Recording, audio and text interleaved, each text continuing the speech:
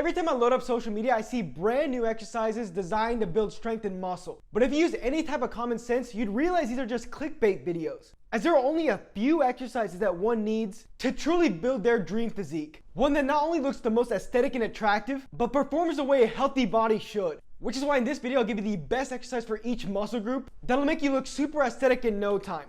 My name is Mario. I'm a certified personal trainer with a Bachelor of Science in Exercise Science. Before getting started, drop a like if you want to see an athletic version of this. As believe it or not, even with my philosophy of athletic bodybuilding, which helps you look and perform like an athlete, athletes are what I call aesthetic focused lifters train differently. And they prioritize different things, which is why through my coaching programs, I have an aesthetics program and an athletics program, aka my 120-day peak athleticism package and my 90-day aesthetic body blueprint. So if you're serious about your fitness goals, I'll leave the links to those in the description, as well as my application for one-on-one coaching. I'm going to start with the most important muscles for aesthetics and then go down from there. If you want specifics on why I rank muscles a particular way in terms of aesthetics, I made an aesthetic body tier list, but I'll talk about that later on. And since we're starting with the most aesthetic muscles, we're obviously going to start with the back, which we're going to divide into two separate muscle groups, the lats and the traps. As the lats are more aesthetic in my opinion, I'm going to start there first. And the best exercise to build your lats are pull-ups. Even bodybuilders who are super lazy and hate anything with the core involved, aka they train using machines and sitting down, still typically rate pull-ups as the best lat builder, so I should say a lot. Women love a thick back short, but they love a wider back even more, which is what the lats do. They give your body width. The only reason someone might prefer an exercise like the lat pull down over pull-ups is because pull-ups are hard to do, but nothing good comes easy, so get strong at pull-ups. I have so many subscribers that have messaged me on how great my pull-up tutorial is and how it's skyrocketed their pull-up number. And I made a video on it, so you should definitely check that out after this video, because you need to get stronger at pull-ups to build your lats. Once I really dialed in my pull-ups on my back day, I'm not even kidding when I say it felt like my lats were growing every week. Before talking about traps, I want to talk about an aesthetic muscle that's not talked about very often. But it is super aesthetic, and some might argue more aesthetic than the lats, which is your face. Which is why I'm excited to announce that Tish Hanley is sponsoring today's video. Let's face it, acne really destroys your confidence. It's tough to feel good about yourself when you're dealing with breakouts, and it's hard to find solutions to this. If you're tired of struggling with your skin and finally want to take control, I've got the thing just for you. Tish Hanley has simplified skincare for men with their revolutionary Tish Clear Acne systems. Whether you've been battling acne for years or just starting, these systems have everything you need to reclaim your skin. If you're new to skincare, I recommend you start with their level 1 system, Tish Clear Acne Essentials. This powerful system includes all the essentials to combat acne effectively. First, we have their salicylic acne face wash, which penetrates deep to clear acne at the source. Then they have their glycolytic pads, which get rid of dead skin cells, minimize your pores, and gets rid of blackheads as well. And finally, there's their acne serum, which makes your skin stronger to prevent future breakouts. And here's the best part. Over 80% of men who started using Tish Clear systems saw a reduction in their acne in just 2 months. Being honest with you guys, I hit puberty really late and dealt with a lot of acne even into my 20s. And I'd say sometimes now I have some acne here and there. But when I utilize the Tish Clear products, it gets rid of my acne and prevents it from coming later on. I definitely wish I had this when I was a teenager and even when I was in college. And the system comes with an instruction box that tells you exactly how to use each one of the products, making all this stuff even better. And because Tish Hanley is sponsoring today's video, I have an awesome deal for you. Click the first link in the description to get 40% off your first Tish Clear Acne system, plus a free gift. So don't wait, click the first link in the description to start your skincare journey today. The best exercise to build your traps is the deadlift. And honestly, through my experience, there's no close second. My upper traps grew at a crazy rate, yet I never isolated them. A popular exercise to isolate the traps is the shrug. I'm sure it's hard to believe I never spam these, let alone ever do them, as my upper traps are overdeveloped compared to the rest of my body. Although the deadlift does require a lot of legs and low back, people forget that the traps are actually being used to stabilize the bar, meaning their traps are contracting isometrically. And don't forget, the deadlift is also the best exercise for increasing testosterone, meaning it will help you build muscle everywhere else. Regarding this exercise, there's a lot of coping. Lazy bodybuilders will say stupid things, like the deadlifts are somehow dangerous and bad for hypertrophy, but I'll let my upper traps speak for themselves. And I have a video on the hate the deadlift gets, where I debunk all the myths about the exercise. I swear all of my long form connects, and you can just binge watch my long form and learn as much as I have without having to go to college for 4 years. The shoulder has 3 heads, and more specifically 3 fiber types, which all have a different function. The anterior or the front shoulder or deltoid, which does humeral flexion. the lateral or medial, which does humeral abduction, and the posterior deltoid, which does humeral extension. The best exercise to build the anterior front deltoid is the military press. Regarding the 3 heads of the shoulder, the anterior or front delt is the easiest to build by far. This is because it's involved in any pressing movement, aka bench pressing. So if you do military press along with bench pressing, your front delt's gonna grow pretty easily. The function of the mid or lateral delt is humeral abduction or shoulder abduction, which is achieved with a lateral raise. So that's gonna be the best exercise to grow that part of your shoulder. Regarding what's better, a cable, a machine, or the free weight option, I would give the edge to cables or machines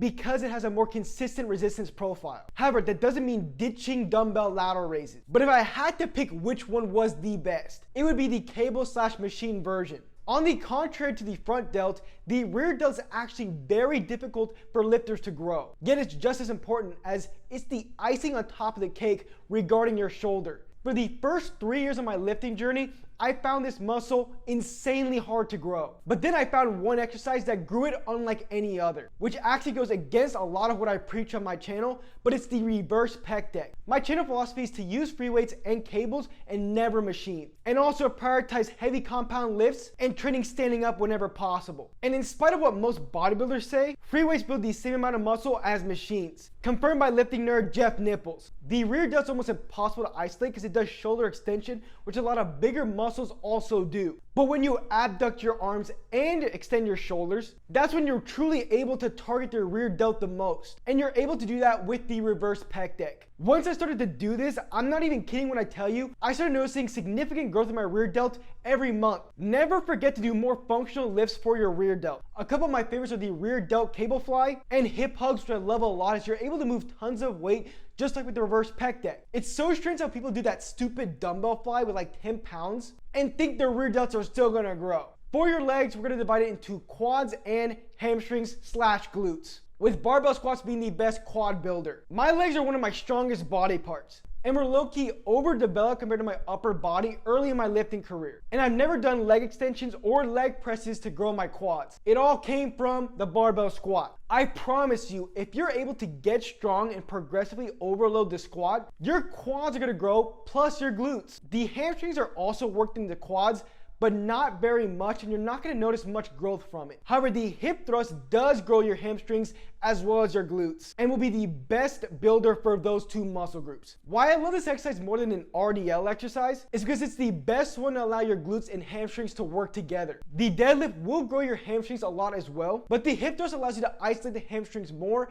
and move a lot of weight with your posterior leg muscles. I've seen a lot of girls at my gym doing 3 plates on each side for this lift, and a few of my multiple girlfriends are also approaching this feat as well. Girls have less testosterone than men, yet they're moving that much weight on this exercise. Unlike girls, you're probably not prioritizing this movement, so maybe you won't get to that 3 plate range, but you're gonna get pretty close. The hip thrust is a hinge movement, which is done in a deadlift and squat as well, so they all connect with each other, so getting strong with the hip thrust will help you with the other 2 movements and vice versa. Unlike lazy bodybuilding, athletic bodybuilding all connects. The chest has 2 heads or fibers, the upper or clavicular head, or the lower, or what some call the middle, the sternal head. Before someone asks, no, there's not 3 heads of the chest. Bodybuilding has defined the chest as the upper, middle, and lower. But if you open any anatomy book, particularly Netter's, which is the one used in all the medical schools around the world, it says there are 2 heads. And besides, an additional head isn't beneficial for anybody, as the lower chest grows extremely well and the upper chest